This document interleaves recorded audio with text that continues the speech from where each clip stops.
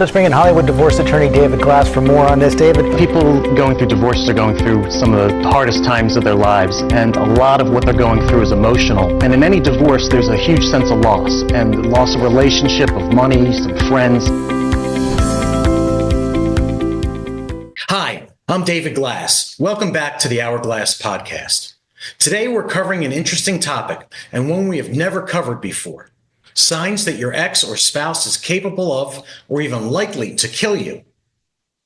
In August of 2019, in the rural community of Mansfield, Ohio, in a town of roughly 50,000 people, a woman was shot 7 times with a .45 caliber handgun and stabbed more than 30 times by her disgruntled husband, a man she had first met in 1999. Her name, Alesia Litteral. His name, Ian Davidson. She was a local bartender at a popular bar where Ian Davidson frequented. Alesia and Ian clicked, but it was more like a friendship for years, though they eventually dated, off and on for the next 15 years.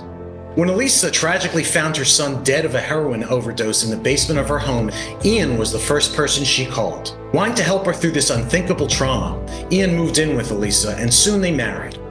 In the beginning, Ian was characterized as charming, upbeat, likable, caring, and fun to be with. But after they tied the knot, Alesia saw a different side of Ian. He ended up being controlling, manipulative, cruel, and abusive. Though she recognized that Ian was a heavy drinker, at the time it didn't occur to her that he had a serious problem. Just a short time into the marriage, Ian quit his job and became totally reliant on Alesia, living off her disability check, her credit cards, and living in her home. It was then that he began to abuse her verbally and emotionally, oftentimes humiliating her in public and in the company of friends. By 2017, he began to physically abuse Alesia, causing serious injuries. And in 2019, he began threatening her that he was going to kill her. Now, although her instincts told her to run, for various reasons she felt like she couldn't. Alesia reached out to friends, letting them know months before he tried to kill her that she feared for her life and was trying to devise a plan to get him out of her house. And when she went to the authorities, no one helped her. Now I'm going to let her tell you about that horrific experience in August of 2019, when after being shot and stabbed, she had to crawl to a neighbor's house to get help. She was taken by ambulance to the hospital and she nearly died. She ended up being put into a medically induced coma for a month to avoid the unbearable pain. I have to say that Alesia Litteral is one of the strongest women there is. Today, 6 years later, she has dedicated herself to helping others, speaking at prayer vigils, taking victims into her own home, doing PSAs for Ohio Health Trauma Unit, and speaking at its convention. Her story also appears in the college textbook, The Essentials of Victimology. And last May, Alesia was nominated and appointed to the Ohio State Domestic Violence Survivors Panel. She's also writing a book about her experience. Alesia is not only an advocate today against domestic violence, but she's also actively involved in many causes to combat it. It's great to have you here on the Hourglass Podcast, and I mean that in a couple different ways. First, I got to thank you for helping us to teach other people about the signs that they have to watch when they meet someone that they may be ignoring or they may not even be noticing in the first place. So I want to start off with a few questions to you, if that's all right. Yeah, that'd be great. So you say that you knew Ian well for 15 years, in fact, before he moved in with you. I didn't know him well. I knew him for quite a few years, but just as friends coming and going. Oh, I got you. Yes. And I understand you first met him. You were bartending. He frequented the bar that you worked at. Yes. And so in those 15 years coming and going, were there ever any signs that you look back on now that he could ever have that sort of violence in him? Not really. I think probably because I wasn't around him enough for that long of a period of time. But yeah, actually, as I look at some of his pictures from back then, you can see in the eyes the nothingness. Yeah. That I did not pay attention to that too, and I should have. Right. Now, a good many of our viewers, our regular viewers, are themselves victims of emotional abuse. Early on, when after he moved in and he started to be emotionally and verbally abusive to you, what kinds of things would he say to you? Yeah, that began right after we got married. Excuse me. He would talk to me about other girls that he slept with. If we would go out, I even seen him grab a girl by the face and just kiss her, says because she said she didn't like to kiss a guy with a mustache and a beard. I should have left him then, Right. but oh, I was just doing this, but the lies. He didn't have a car, so he would take my keys and he would stay gone all day and all night.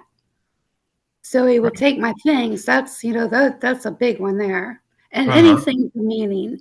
Him and my son were close, and I lost my son in November of 2013, and that's Right. how Ian and I had got back to talking then. And my son just thought the world of him, and I thought he thought the world of my son till we got married. And then one day we was talking about another friend had lost a child, and I said, there's just nothing as horrible as that. And I said, the crying I did. And he said, yeah, because at nighttime, whenever you would sleep, you would be crying and calling out his names. He said, that just made me sick to my stomach. Oh my That gosh. crushed me right there. Yeah. Crushed me. I was like, I can't believe he's saying this to me. Yeah. So, I mean, he just went from one thing after, and then when we got married, he flipped to a whole different person. Right. And it happened just that fast. Yeah. I Yeah. mean, I don't know. He may have been sucking me in because I have anxiety. I had anxiety and stuff from before. I've had it since 1985. My brother's wife murdered him. Oh, So wow. I suffer from anxiety and panic and everything. So I have trouble going to stores, and shopping and things, a lot of people. So Hmm. he would always say, well, I'll go do the shopping. You stay home because I don't want, you to have a panic attack. Yeah. Yeah. No, what he wanted to do was he wanted to leave to take my car so he could stay out drinking because he was an alcoholic. Right. Right. And he used your He was using me. symptoms It just, against you. yes. And then it became like anything he knew about me. I was hospitalized at 6.5 with a nervous breakdown after my mother and father separated because my father was abusive. Mm. So he told me, I told him I was going to be telling people what he was doing and friends. He said, nobody's going to believe you because you've got records. You're mental. You got mental issues. Right. Nobody was going to believe anything. So, I mean, I really didn't know he could be so cold and callous like that. Right. And it sounds like it was an all-encompassing way of just putting you in a corner so that you felt like you had no way to get away from. You were dependent on him. You were fearful of him. You felt bad about yourself based on the things he told you. It was Yeah. coming at you from every direction. Right. And I mean, it just totally turned my world upside down because I married him. I mean, I loved him. I married him or I Yeah. wouldn't have married him, but I didn't know what happened to my world. It just totally flipped upside down, like I said. And then when I started telling people, they didn't want to believe me because I had the facade he had put on when he's out, but once you get home, it's a Yeah. whole different story. Now, I understand from something I read or saw that he even forbade you from calling him his name, Ian. He made you call, what did he make you Ian. call him? Yeah, it didn't matter if it was my heart because there's a poem by E. E. Cummings, my heart, sweetie, babe. I just couldn't call him by his first name. That was a control thing. Right. So Right. if I did and I got that look, I knew I was in trouble when I got home, Right. you know? And so you mentioned that he was an alcoholic. What did you learn about his history? When did he start drinking? What was his history with alcohol? Ian started drinking at 8 years old, he told me. And I have probably 15 years of his medical records to back up anything I'm saying. Yeah. Started drinking at 8 years old and just continued to, as part of the way he's brought up. Yeah, I mean, he had been going in bars for years. He was 20 when he came into my bar. Right. It wasn't my bar, but the place I was working, and the owner told me to serve him. He was fine. But Right. uh, he had been drinking steadily. When we first started hanging out in those years, he would drink like a 12-pack a day. At Wow. this point, he is up to a 30-pack a day plus a fifth a day, if not more. And I'm still digging cans and bottles out of my backyard and finding them hid in my house. Incredible amount. Yes. I believe he had some wet brain going on as well, but I begged for help. I begged his parents. I begged the doctors, all of this, and nobody wanted to hear it. Yeah. Nobody believed me. I was Hmm. all by myself. All my family is gone. Right, right.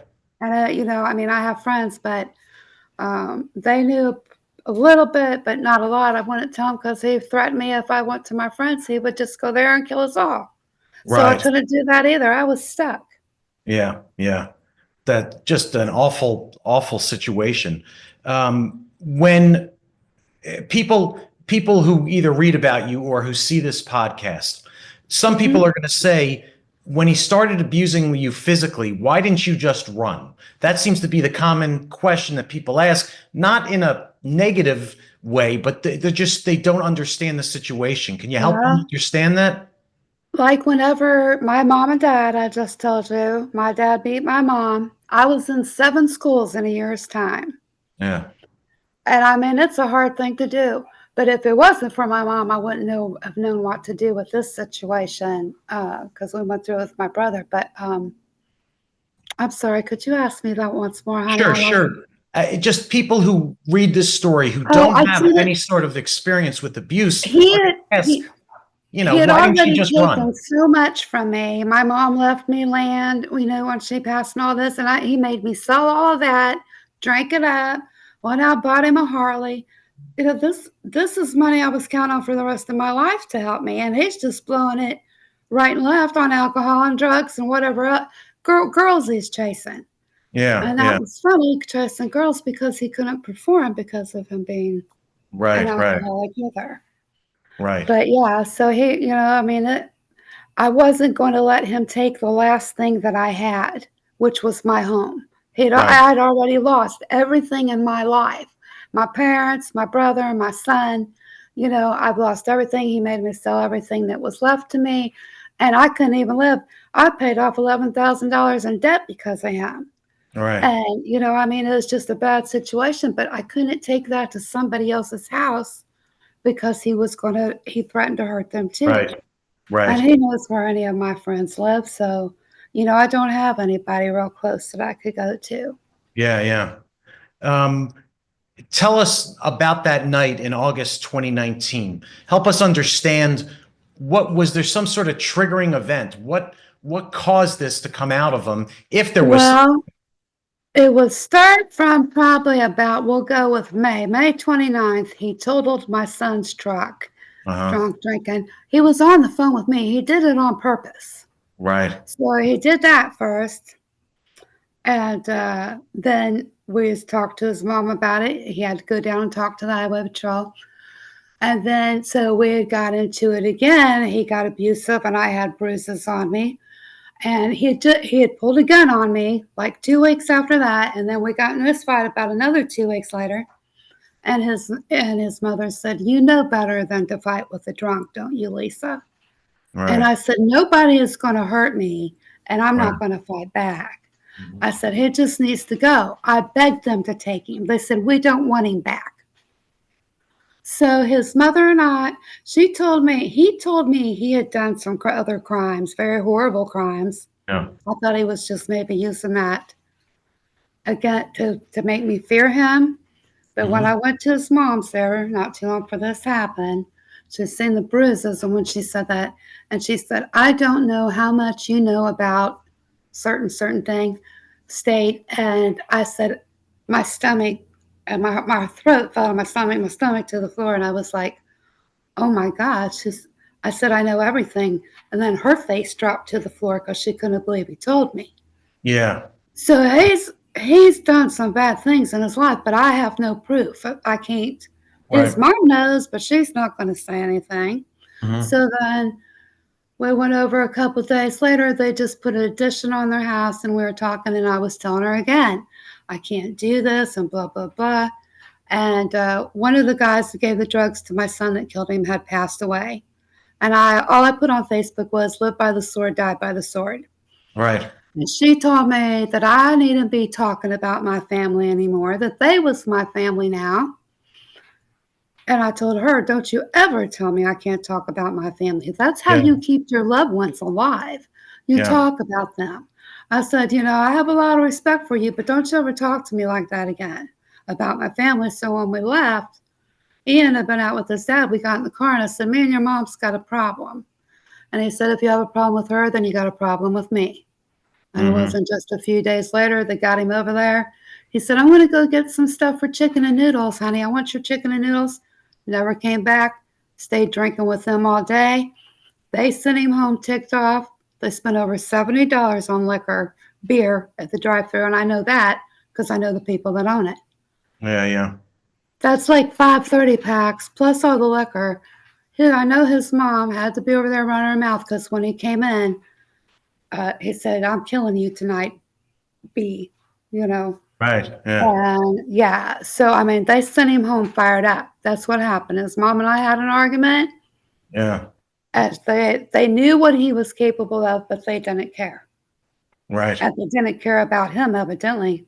I told her, I said, I'm trying to save your son, my husband. I don't Yeah. want you to lose a child like I have. I don't want Right. to lose him. I've done everything in my power to save this man that I could because I've been through one divorce and I thought maybe I didn't give it enough try.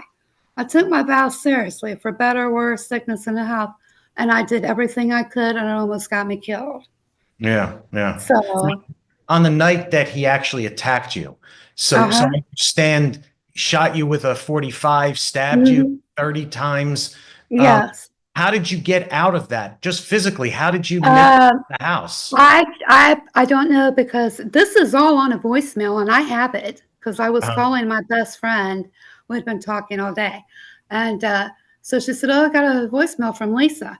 And I said, Annette, if I die tonight, Ian's told me twice he's going to kill me. And he came walking up calmly at that time, little evil grin on his face, black eyes black as night, nothing there, smiling and started shooting and stabbing. And he wasn't enjoying himself. yeah. Enjoying. This is all on this voicemail till her voicemail cut off. Yeah. And the last thing you hear me say is, Ian, I loved you so much.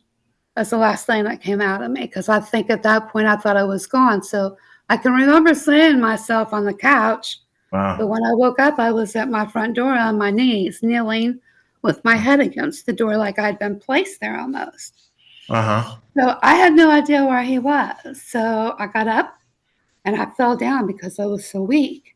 And I Yeah. seen all that blood, and I said, Lisa, if you don't get out of here, you're going to die here. Or somebody told me to get out. So I did, threw myself outside and hollered for help. Uh-huh. And I had lost between 24 and 2,500 milliliters of blood on Wow. top of all the other injuries. They didn't think I'd get out of the driveway. Right. And so they got Very you to the pleasant. hospital. They put you Mm-hmm. into an induced coma because Yeah, you're too far they couldn't gone. get my pain under control. Both my lungs were collapsed. 80% of my liver was lacerated. Hit my biliary duct. Shot and stabbed me in my right kidney. Blood clot the whole length of my right leg. Broke my index finger. Shattered this knuckle trying to block a shot. Tried to cut the end of my nose off. Wow. And I had staples in places you don't want staples. He tried to humiliate me is what he tried to do. Right. Right. And but he definitely thought I was dead because he would not let me live. Right. Right.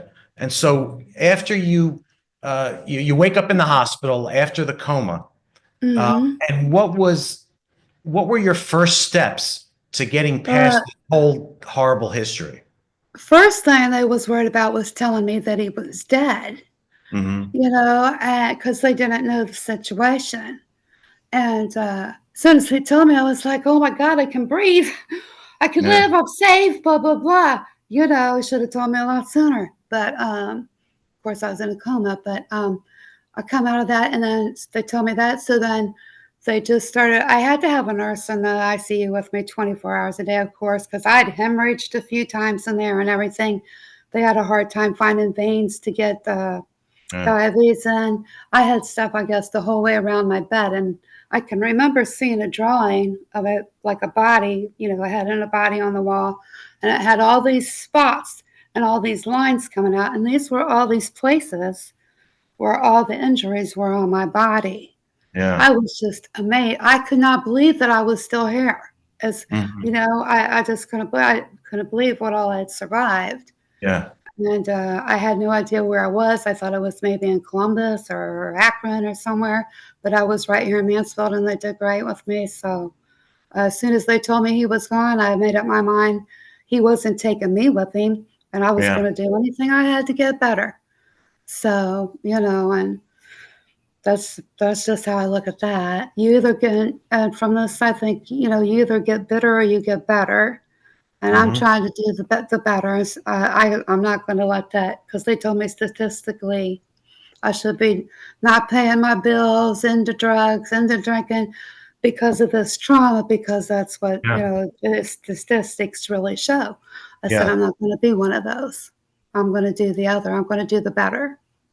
And what kind of counseling or treatment did you receive? Sort of I emotional. have, I'm sorry I cut you off. That's all I right. have had the worst time trying to find counseling because, used to, if you had an issue, rape, drugs, alcohol, whatever, these people used to, you had to have been through that in order to be a counselor. Yeah. Yeah. Now everybody's learning from textbooks, and my Mhm. story's in a college textbook. Yeah. Yeah. But I know you need academia, but you need some real life experience to know how somebody, to even begin to think you can feel like what they're feeling. Mhm. I mean, I've been through it all: drugs, alcohol, losing parents, losing kids, murder with my sibling. It's a lot to deal with, and trying to find therapy. We've had so many sanitariums and you know, hospitals and shut down, and people don't have places to go, and there's not enough psychiatrists or anything. But Yeah. I I would like to go. I think they should have it in college and have people come in and talk about what they've been through, and so that these kids can get some real life experience. Right. Looking back now, after Hmm. you've made an amazing recovery, can you give our viewers three major signs that this was coming down the road that you inadvertently or ignored, that would be important to other people to see in their own relationships as an early indication to get out? Well, first of all, I'd say the first time they demean you, try to hurt you about your grief, anything bad you're going through, that's a bad sign. Mhm. When they're too secretive, the phone, just like the cheating, the phone hiding, he would wipe every number and every message out of his phone all day long. Right. So nobody, I mean, and, like I said, just trying to make me feel bad about myself. Oh, I dated this girl and I dated that girl and blah, blah, blah. He could talk about everything he ever did. I brought up a high school boyfriend that I hadn't seen in forever. And oh, was I in trouble because I said this guy's name. I was Yeah. not allowed to do that. So Right. yeah, just if you get that feeling in your gut, run. That's what I would Right. tell you. That feeling that you get, because it was there with me. I couldn't go, like I said, I didn't want to hurt anybody else. But if you get that gut feeling, you're usually right about that. Right. And as a postscript, how did the authorities handle the case? He killed himself in your house, but what Yeah. what role did the authorities play The afterward? authorities knew who I was. I told them that there wasn't a shooter in there, that the shooter was dead. They knew who I was. They took me to the hospital as a Jane Doe. It's in my report. It says I don't even know this lady's name. Hmm. They took no pictures of me. And when I came out of my coma, well, the first person I had to talk to was the detective. And he said, well, we can't say you was stabbed because we can't find the knife or the screwdriver or ice pick. They let his father in the crime scene. Uh-huh. So there's no pictures. They thought I was going to die and this was going to be free and done. No Yeah, yeah. pictures. And now it was attempted murder, suicide, and now it says aggravated assault, and they have him listed as the second victim. And there's no stabbing on my report anywhere. But I've got 600 and some pages from the hospital that Yeah. says I was. They did me more damage than the bullet. Yeah. Yeah. Bullets. Yes. So the authorities were no help before and no help in And no effect help any means now. afterwards. I went up, victims of crime told me I qualified for no help. I don't Mhm. know why they knew me when I come in, because the lady was a deputy when my brother was murdered. She Mm. said, "Well, we can't help you, Lisa." No, I've had no help through anybody. You're the first person that's really reached out to me that much, and I Uh-huh. really appreciate that Yeah, because yeah. people need to know, but there's a lot that goes on here, and I would just love to talk to you about more at another time when we can have some more time, Sure, sure. because I know you got questions you need to ask, so Sure. And now I understand that you now speak at churches and community centers and have made Mhm, media appearances. How is that mhm. going for you? That's going pretty good. I've done 2 candlelight vigils. I just did my second one at the OSU campus here in Mansfield, and it went really well. Um, I do church testimonials. I have, oh Lord, let me think here. I did a video for Ohio Health Trauma Unit for saving my life, and it is wonderful. I don't know if you've had a chance to see it. Yeah, I I have. also spoke at their trauma convention in front of about 200 of their employees. And then I got nominated and appointed to the Ohio State Domestic Survivors Panel. Hmm. And I'm really bad with electronics, so they're trying to help me so I can start my training with that.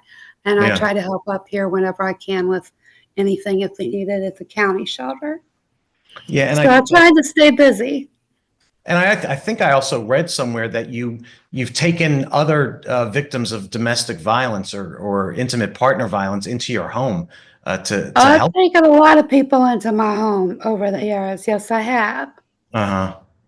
And do you see in those people any of the same things that happened to you, or any of the fears or the inability to go get help in these other people? Well, like with them, I noticed with her, it wasn't mostly somebody that was married as it was boyfriend, girlfriend, but they start that name calling and all that. And I'm like, and then they want to call somebody else. And I don't know. It's just a mess. I don't know what's going on with the world today. I don't understand the way people think. They just think it's okay to tell you, you're fat, you're ugly, you're this, you're that, you'll never be good enough. And that happens on both sides, Yeah, men yeah, and women. You yeah, know, that's a fact. But yeah, I've seen some signs in them, and then they'd be like, "I'm not going back. I'm not doing this," but every one of them would go right back, and yeah, they're still in them situations. yeah. And I'll never be in that situation again. Hmm. Not if I have any say so about it. Sure, No. sure. No, I think God's left me here for a purpose, and me Hmm. speaking and trying to help others, I believe is what that purpose is. So that's what I'm going to try to do. Sure. Any other tips or advice you want to share with our viewers? Well, first, love yourself. Have faith. Always have faith and always have hope. Don't ever give up. Find a way. Document everything you can if possible. But if you're putting yourself in harm's way, don't do that. Hmm. But try to document anything you can. Talk to somebody that's going to believe you. Or, I mean, uh, Ian, I think, had so many people buffaloed for so long because he had that. He was a biker, but he still had that schoolish boy look charm to him. Yeah, yeah. And yeah, oh, he's just so dreamy. No, he's evil. Right.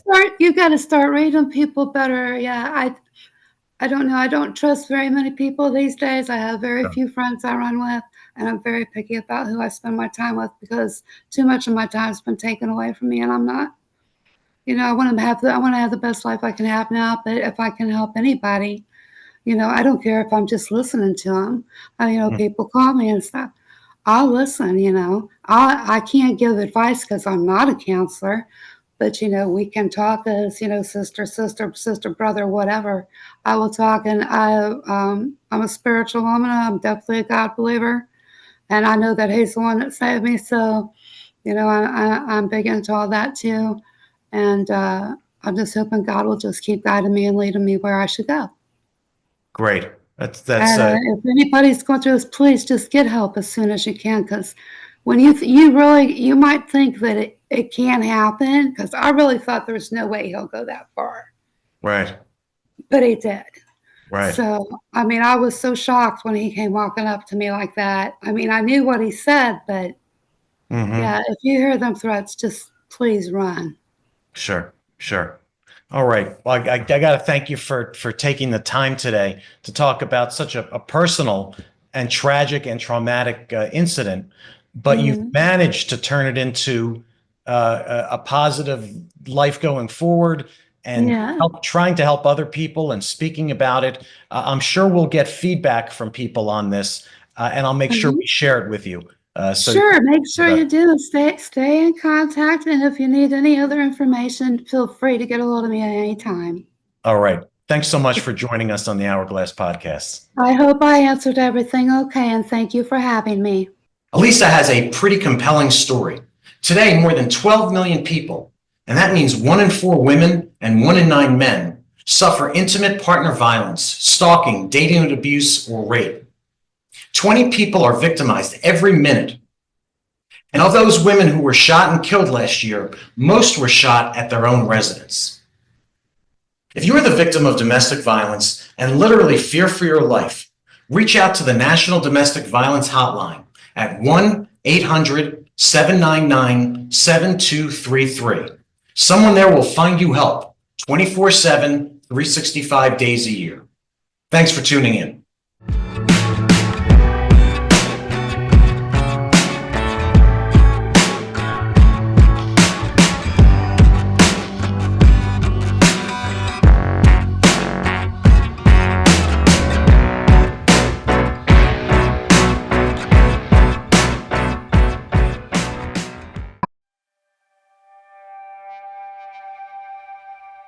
I married my husband on December 13th, 2014. He was a drinker. His drinking got worse.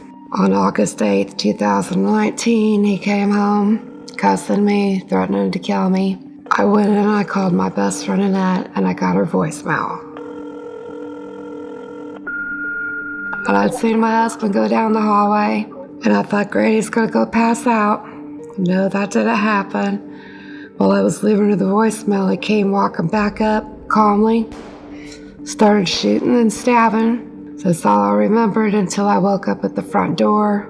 I said to myself, Lisa, if you don't get up and get out of here, you're going to die here. So I managed to get up, threw myself outside, and screamed for help.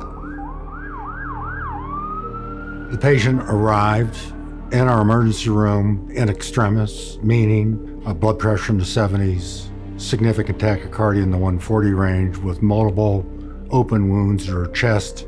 I had had massive blood loss, damage to both lungs, collapsed. 80% of my liver was gone. I'd been shot and stabbed in my right kidney. Mass transfusion protocol was initiated, chest tubes placed, and she was taken directly to the operating room for exploratory laparotomy and surgical control of the intra-abdominal injuries. The surgeon had told my sister that he would do what he could, but the outlook wasn't good. At the time of surgery, we controlled her intra-abdominal injuries. Once that was accomplished, the patient was coagulopathic and quite cold, and the decision was made to continue her resuscitation in the ICU. I started caring for Lisa shortly after her arrival into the ICU from the operating room. Every intervention we did for her was touch and go. She underwent CT scans and then went back to the operating room for a second look laparotomy the following day. She was closed up and then began the recovery process, ultimately out to the step-down unit. When I woke up, my sister had told me that my husband had killed himself, and I decided at that point he wasn't taking me with him. I was going to do whatever I had to get better. 29 days in the hospital. That's all I spent, 29 days with all those injuries. 2 weeks in the ICU and 2 weeks in intensive therapy. And it's called intensive therapy because it is intensive. I don't think I could have done that anywhere else. This amazing story of survival would have never happened without all of those key players in place that day to save Lisa's life. Surgeons, nurse practitioners, emergency room physicians, emergency room nurses, operating room personnel work as a team. We expect to get these people through this. Everybody that worked here treated me wonderful. From the cafeteria people, the cleaning crew, phlebotomy team, nurses, doctors, everybody. I spent my 55th birthday in here, and they did the royal treatment. They brought me gifts, flowers, cakes. I mean, it was one of the best birthdays I had. So not only is Lisa's story an amazing story of survival, but so is her story to fight back. She has been instrumental in the community, sharing her story. If there's anything we can gain from her story, it would be prevention and protection from future domestic violence incidents. I want to help other people. I've got to finish healing myself, though, as well, and just taking it one day at a time. There's a lot of people out there that need help, but I want them to know, you got options and miracles do happen. I'm living proof of that. To everybody at Ohio Health, I would like to thank you for saving my life on August 8th, 2019. I want you to know that I appreciate every one of you. Thank you so much.